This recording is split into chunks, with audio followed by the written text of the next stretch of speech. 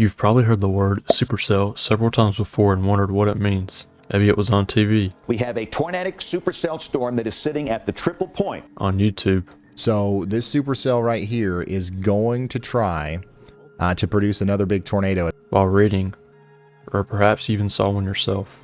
Supercells are large, intense thunderstorms that are relatively uncommon and can produce severe weather. These thunderstorms can occur all over the world, but are most common in the central United States. Before we dive deeper into supercells, let's talk about the most common type of thunderstorm, multicellular storms. These are what you can typically expect during the summer months. Although multicellular storms can produce severe weather, they are not as robust as supercells.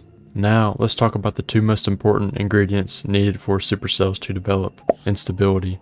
Instability is like adding wood to a fire. The more you have, the more intense the fire becomes.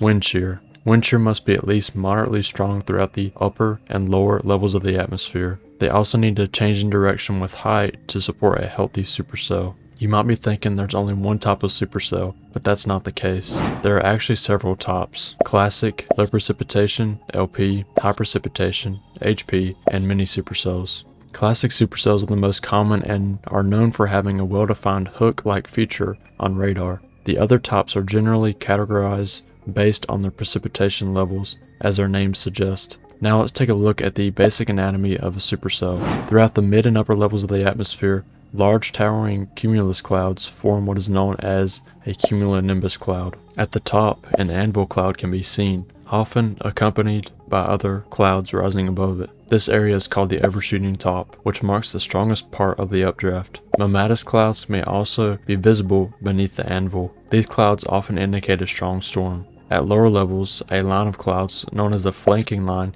can be seen fitting into the storm. These clouds help sustain the storm's strength. Near the surface, a wall cloud may form. This is where a tornado can eventually develop. This area creates the hook-like feature on radar and is typically where the most rotation occurs. This video just scratches the surface of everything that happens within a supercell. Properly forecasting these storms is not an easy task. I hope you learned something new. Thanks for watching.